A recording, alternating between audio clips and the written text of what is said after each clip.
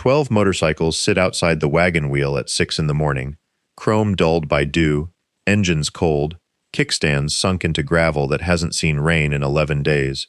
The sun hasn't cleared the grain silos yet. The air smells like diesel and burnt coffee, and the particular stillness of a small town that hasn't decided if it's going to wake up.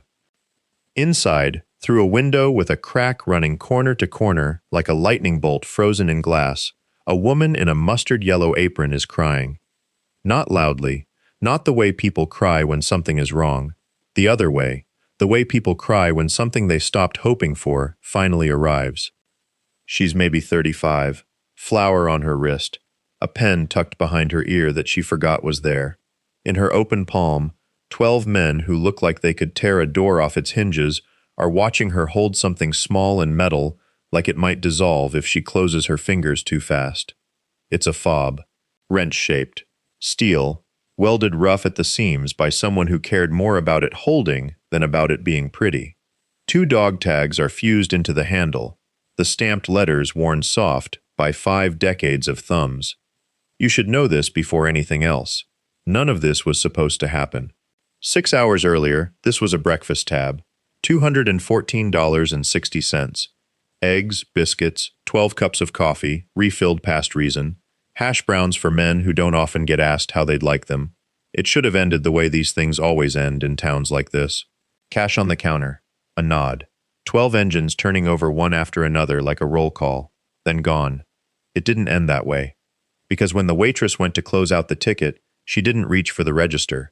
She reached into her own apron, pulled out a scuffed leather wallet, and set a credit card on the counter that didn't belong to her, that she had no business using, that had a name printed on it in raised letters any one of those 12 men would have recognized 51 years ago, in a place that smelled nothing like diesel and everything like smoke and antiseptic and fear. She didn't know what she was holding. They did. By the time the first rider read the name off that slip of thermal paper, the diner had gone quiet enough to hear the ceiling fan ticking. By the time the last one read it, something had shifted in the room that none of them could have named out loud, though every one of them felt it the same way.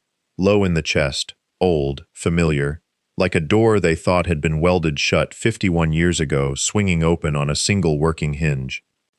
This is the story of how a $214.60 breakfast tab pulled a debt out of the ground that 12 men had carried without knowing where to set it down, and how, 11 hours after that ticket printed, they finally found the place. It started, like most true things do, somewhere much smaller. The morning had started the way most of them started, that stretch of highway outside Black Ridge, gray at the edges, cold enough to fog a visor, the kind of April that hadn't decided yet whether it belonged to winter or not. 12 bikes came off the county road in a loose formation, engines dropping to a lower register as they turned into the gravel lot, and the diner's neon sign, half its letters burned out for going on 3 years, buzzed once and steadied. Preacher came in last. He always did. It wasn't rank that put him at the back. Road captain didn't mean first in line. It meant last man watching.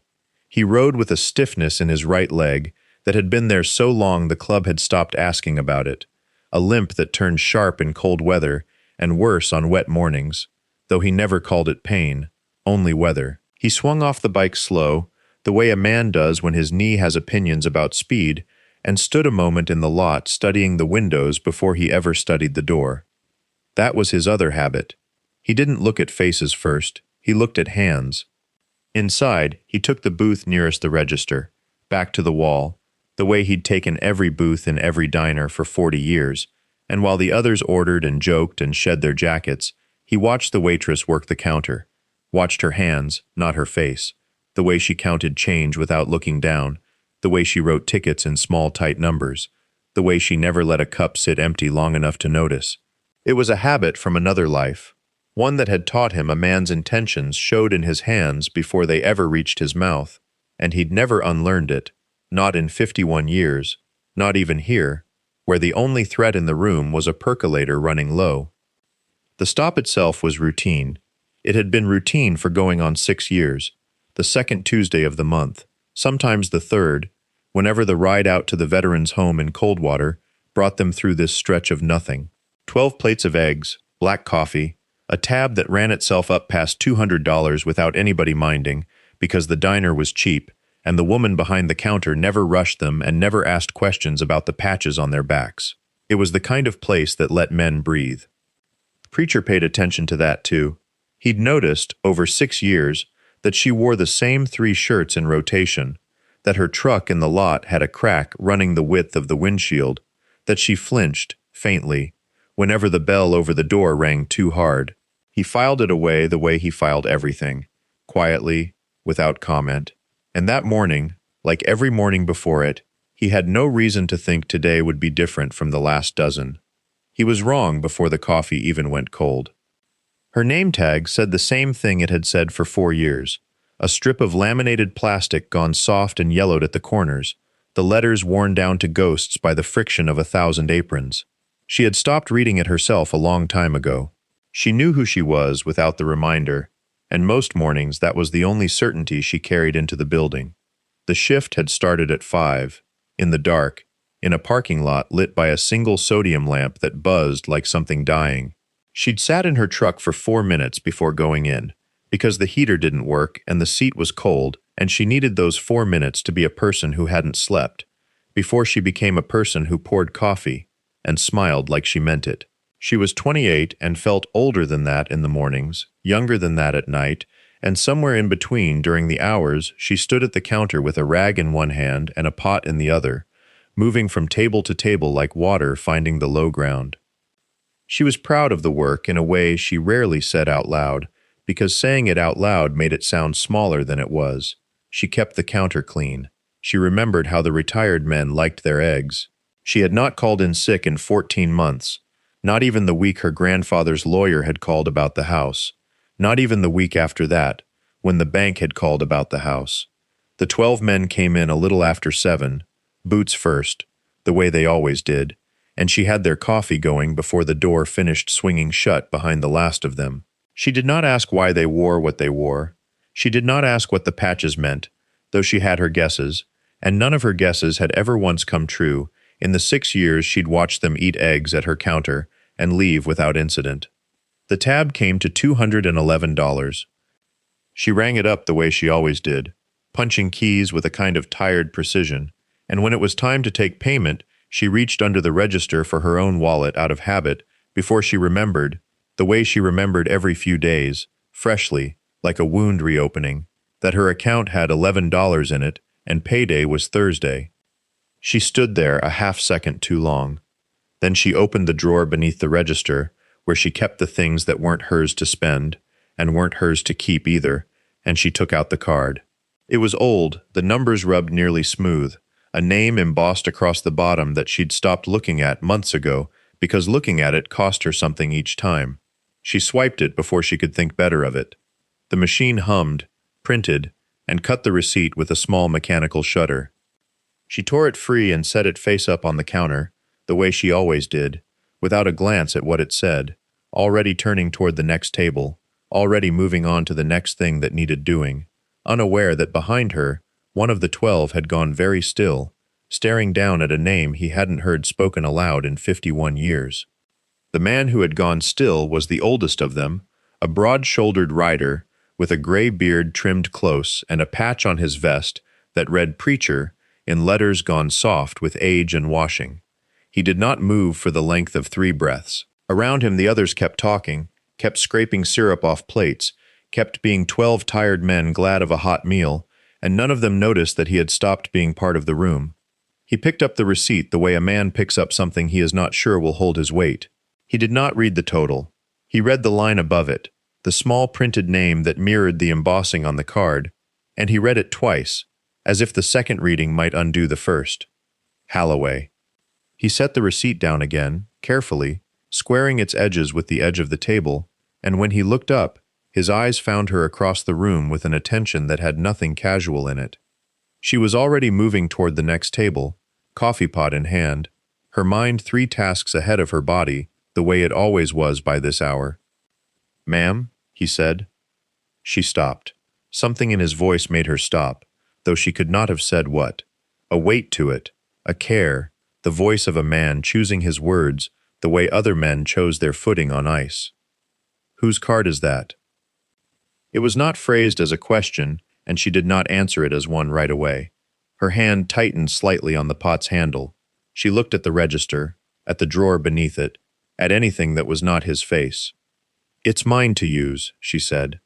"For the diner. For things the diner needs." "That's not what I asked." She was quiet a moment. Outside, a truck went by on the 2-lane, its engine fading east toward the county line, and the sound of it seemed very loud in the pause. "It was my grandfather's," she said finally, the words coming out clipped, guarded, like something handed over reluctantly, and only in part. "He passed. I never—" She stopped herself. "It's not really any business of the customers." "No," Preacher agreed. "It isn't." But he did not look away from her, and he did not put the receipt back down where she'd left it. He folded it once, along a crease that hadn't been there before, and slid it into his breast pocket beneath the worn leather, the way a man keeps something he intends to look at again later, alone, when there is no one else in the room to see what it costs him. She noticed that. She noticed the way his jaw had tightened, the way the other 11 men had gone quieter without seeming to know why, the way the whole table had shifted its attention toward the old rider without a word being said. "Is something wrong?" she asked. Preacher didn't answer right away. He was looking past her now, out the window, at the highway, and the heat rising off it in thin, trembling sheets. At 51 years, he had not expected to meet again on a Tuesday morning in a diner outside Black Ridge. The hospital tent stood at the edge of a landing zone outside Da Nang, and on the morning of March the 4th, 1971, the air smelled of diesel and iodine and the copper tang of blood that never quite washed out of canvas. The wounded came in on stretchers carried by men who did not speak, because there was nothing left to say after the third run in an hour. One of them was a 20-year-old private with a face not yet weathered by anything, shrapnel buried along his hip and thigh in a pattern that looked, to the medic working over him, like a handful of gravel thrown hard against wet clay. The medic's hands did not shake. That was the thing men remembered afterward, the ones who lived to remember anything, how steady the hands stayed through 11 hours of work, under a bulb that flickered when the generator strained, how he talked low the entire time, not to God, not to himself, but to the boy on the table, telling him where they were in the process, what came next, how much longer.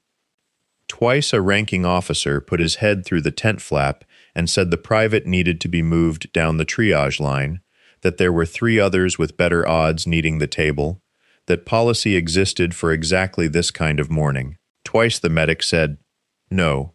Just that. No explanation. No volume raised.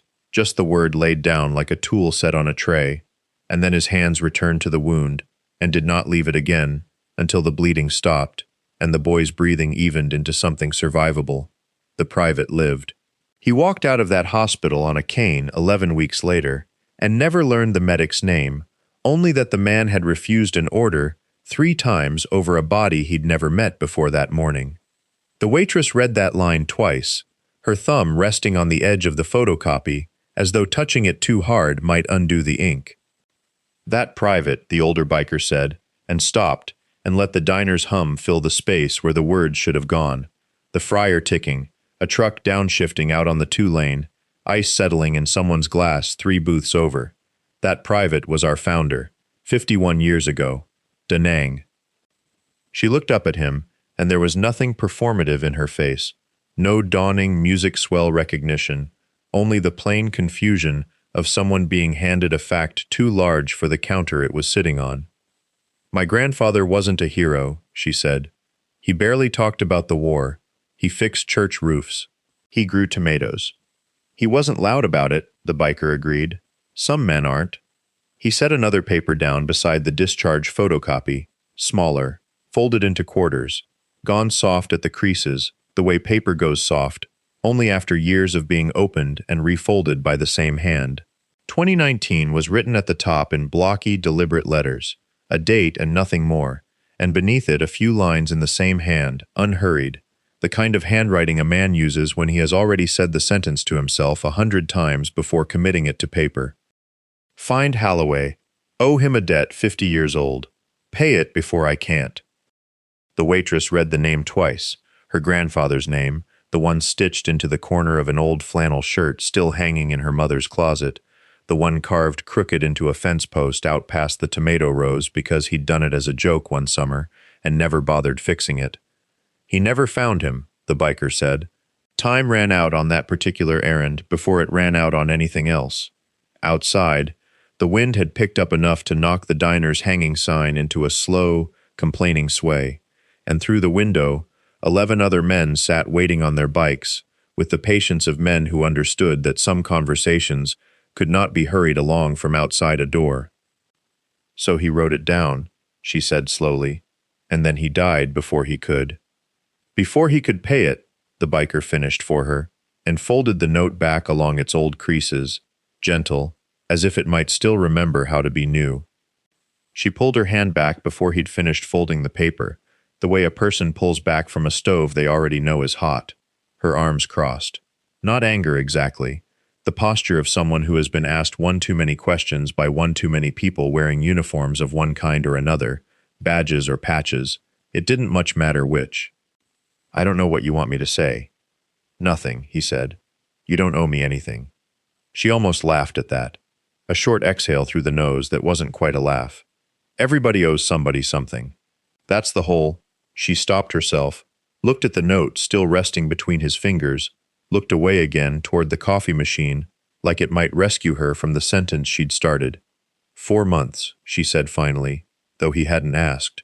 4 months since the hospital called her mother, and her mother had called her, and she had driven 211 miles through the night to a room that smelled like antiseptic, and the particular staleness of a building that never turned its lights all the way off.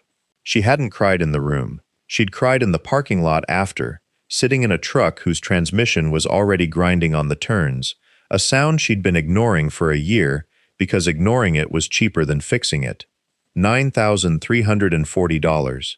She said the number the way people say numbers they have memorized against their will, syllable by syllable, no rounding.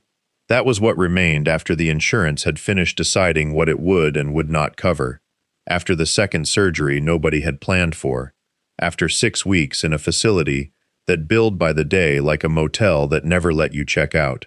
The card in her apron pocket, his card, her grandfather's card, the one with his crooked signature still faint along the back, wasn't stolen. She wanted that understood plainly, the way a person insists on a fact that has already cost them their dignity twice. It was hers. He'd added her name to it 2 years before he died, back when his hands had started shaking too badly to sign for groceries himself, and nobody at the bank had ever bothered closing the account because nobody at the bank had any reason to know he was gone. She used it for gas, for the truck's oil, when the truck would still take oil. Twice, she said, only twice before today, for something that wasn't strictly necessary, new tires for her mother's church shoes, and this, 12 breakfasts for 12 strangers who looked like trouble and tipped like men, trying to prove they weren't. I wasn't stealing from anybody, she said again, quieter now, like the fight had gone somewhere and left only the fact behind it. Nobody's saying you were, the biker said. Outside, the sign swayed harder, and one of the men on the bikes had turned his head toward the window, watching, waiting, the patience of him, a kind of weather all its own. The man they called Preacher didn't say anything to that. He had the kind of stillness that made other men stop talking, not because he demanded it, but because his silence seemed to require room. He'd taken his wallet out somewhere in the middle of her explaining, not to pay for anything, just to hold it, the way some men hold a thing when they need their hands occupied while their mind does the harder work. It was old leather, cracked along the fold, the stitching gone pale where his thumb had worried it for decades. She watched him do this, and something in her face changed, some old habit of reading men's hands instead of their words. He used to say that, she said, my grandfather. Debts don't disappear just because the person does. She said it plain, the way you'd repeat a fact about weather or distance, not knowing it was a key turning in a lock 51 years old. He said people think dying settles accounts, said it was the opposite, said the ones who go owing, somebody else ends up carrying it, whether they agreed to or not. Preacher's hands stopped moving. He had been carrying a paper in that wallet since 1971, Folded so many times the creases had gone soft as cloth. A discharge form, with a medic's signature at the bottom, that he'd looked at maybe 4 times a year for half a century. Always alone, always at night, never explaining to anyone why. He closed the wallet now without opening it further, without letting the diner's fluorescent light touch that signature, and the click of it shutting was small, almost nothing, but the waitress heard it, and the sound seemed to cost him something she didn't yet understand. Outside, the wind found a loose piece of tin somewhere and worried it, a thin metallic complaint rising and falling under the sign's creak. "Say that again," Preacher said. His voice had gone lower, stripped of whatever performance men keep in their voices for strangers. "Say what?" "What he used to say. About debts." She repeated it, slower this time, uncertain now, the way people get uncertain when a simple sentence is suddenly being handled like it might break. "Debts don't disappear just because the person does." He nodded, once, and looked past her, out the window, at nothing in particular, or at everything. The highway, the dust rising thin off the shoulder, the 12 bikes lined up like something waiting to be called forward. "Your grandfather," he said. "What was his name?" It wasn't a question the way most questions are questions. It came out flat. Already half certain of an answer it had no right to expect, the way a man asks something he has asked himself in the dark 1,000 times, and is only now, for the first time, asking out loud. She told him. The word left her mouth plain and unremarkable, the way a name sounds when you've said it your whole life and never once considered it might mean anything to a stranger. Preacher didn't move. He stood there letting it settle into him the way water settles into cracked ground, and when he finally exhaled it came out slow, controlled, the breath of a man who has spent 50 years learning not to react to things that deserve reaction. He didn't explain. He touched 2 fingers to the counter, once, like a man closing a book he'd been rereading for decades, and walked out into the wind without finishing his coffee. By the following evening, the clubhouse smelled of scorched coffee and cigarette smoke, and the long table in the back room, usually reserved for route maps and dues ledgers, was covered instead with phone numbers written on the backs of envelopes, a laptop with a cracked screen propped against a toolbox, and a coffee can stuffed with folded bills that men had been dropping into for 2 days without being asked. They called it the Iron Ledger, though it wasn't written down anywhere official, just understood, the way certain debts in that world had always been understood, passed from man to man like a torch nobody wanted to be the one to drop. Someone called the hospital billing office in Roanoke and sat on hold for 40 minutes, pen tapping, jaw tight, until a tired woman's voice finally read out a balance that made the room go quiet. Someone else called a mechanic 2 towns over, a man who owed the club a favor from years back, and asked him to open his second bay Thursday morning. No questions, parts billed to the club account. Papers were signed, numbers were checked twice, then a third time, because a man who has spent his life distrusting institutions does not hand institutions his money without making certain the money goes where it's supposed to. Nobody spoke her name in the room. They spoke instead in verbs. Pull the truck, cover the balance, don't tell her yet, as if naming the thing too early might scare it off, the way you don't name a deer before it's within range. The garage bay doors were left open all Wednesday night, swallowing moths and the smell of diesel, waiting for a truck that didn't yet know it was coming. Preacher sat apart from the table most of that week, in the corner where the light was worst, turning something small over in his knuckled hands, not speaking of what he'd learned, not yet, though the men around him had started to notice how carefully he was listening now, how often his eyes drifted toward the door, as if expecting someone who had been dead 51 years to walk through it and finally collect what he was owed. The dog tags came to Preacher on a Thursday, wrapped in a shop rag that had once been blue and was now the color of everything else in the garage, gray-brown, worn soft as a chamois. He did not unwrap them right away. He set the bundle on the workbench and looked at it the way a man looks at a door he isn't sure he wants to open, and then he opened it anyway, because that was the only kind of man he'd ever managed to be. The tags were smaller than he remembered dog tags being, stamped steel, notched at one end, the chain gone brittle and green at the links. He read the name once, silently, moving his lips without sound, and then he did not read it again. He clamped the first tag in the vise, soft-jawed so the stamping wouldn't crush, and he stood there a long moment with the torch unlit in his hand, and the garage was quiet except for the tick of the metal roof cooling from the day's heat. He'd decided on the shape 3 nights earlier, lying awake, and had not told anyone why. A wrench. Open end. The kind a man carries in a back pocket for 40 years, until it wears a shape into the denim. Not a heart. Not a cross. A tool. Because the medic had fixed something broken, and never gotten thanked for it, and because Preacher did not know how else to say it. This is what we do. Except by making the tool that does it.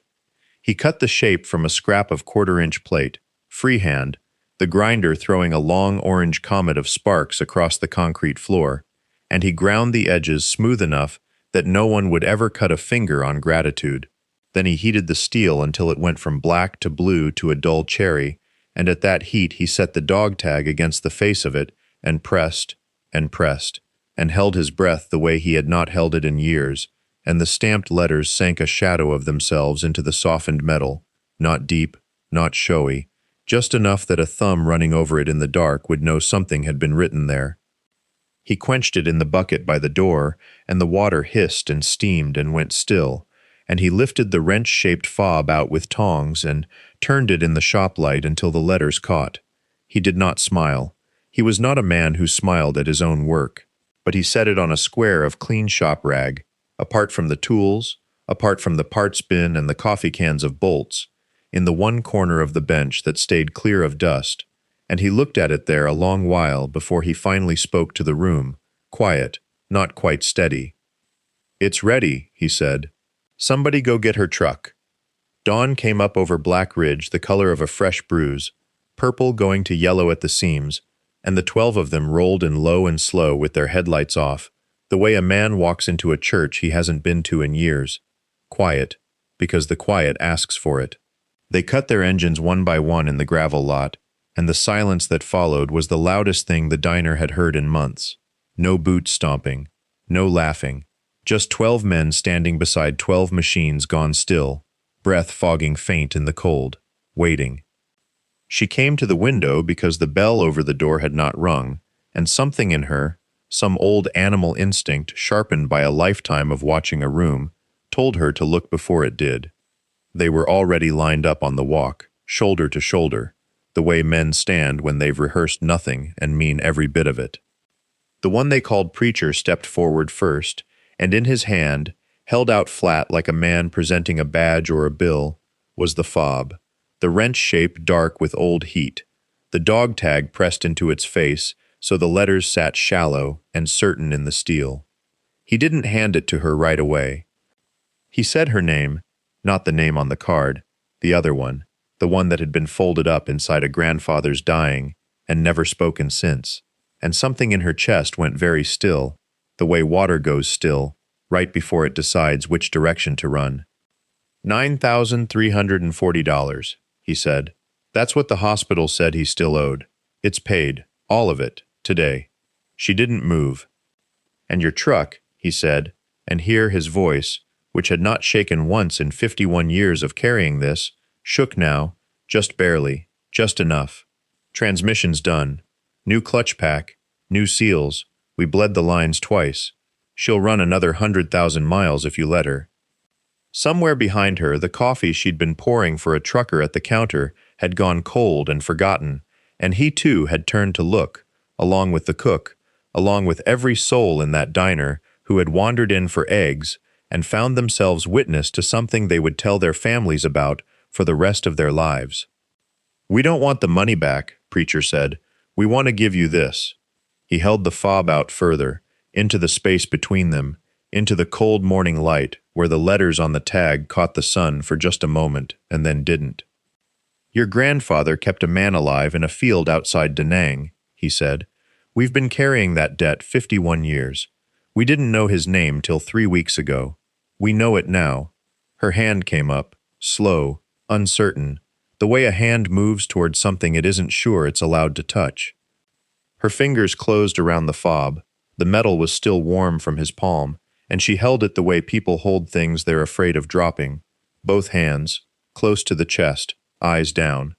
She didn't say thank you. She said, "What was his name before?" when they were young. Gray, Preacher said. Everybody just called him Gray. She nodded like that settled something, and maybe for her it did. That was in October. By November, the truck had 140 miles on the new clutch and not one complaint, and she'd started keeping the fob on the same ring as her house key, so that every time she locked up the diner at closing, it swung against her knuckles, a small, steady weight she'd stopped noticing was there, which is how you know a thing has become part of you. The medical debt closed out in December, the hospital sending a letter marked paid in full that she read twice standing at her own kitchen counter before she folded it into a drawer she didn't open again. She never told anyone the amount. It wasn't the club's business to ask, and they didn't. Word got around Black Ridge the way it does in towns that size, slower than gossip and truer than most of it, and for a while people looked at her differently at the register, like she'd survived something, which in its own way she had. She kept working the same counter, same apron, same chipped mug she liked for her own coffee, same 6 a.m. start. Nothing about her changed that a stranger could point to, except that when the bell over the door rang now she looked up a half-second faster than she used to. They came back in June. Not for breakfast. Preacher was clear about that the first time, and clear about it every year after, the way a man is clear about a thing he's decided matters more than convenience. They rode in on the anniversary, the whole club, sometimes 8, sometimes closer to 20, depending who could get the time, and they didn't order anything. They stood in the lot a while, engines ticking as they cooled, and one of them would go in and hand her an envelope with nothing but a date written on it, and she'd put it behind the counter with the others, and that was the whole of it. The town noticed the pattern before it understood it. Eventually somebody asked Preacher why, straight out, at the counter one June morning, with the others waiting outside in the heat. He turned his coffee cup a quarter turn on the saucer, which was a thing he did when he was deciding how much truth a question deserved. Most people think a debt dies with the man who owed it, he said. It doesn't. It just waits for somebody willing to still be paying. He left before the coffee cooled. Outside, engines caught one after another, and the sound of them rolled off down the highway toward wherever they'd come from, leaving the diner quiet again, the fob turning slow on its ring behind the register, keeping its own kind of time.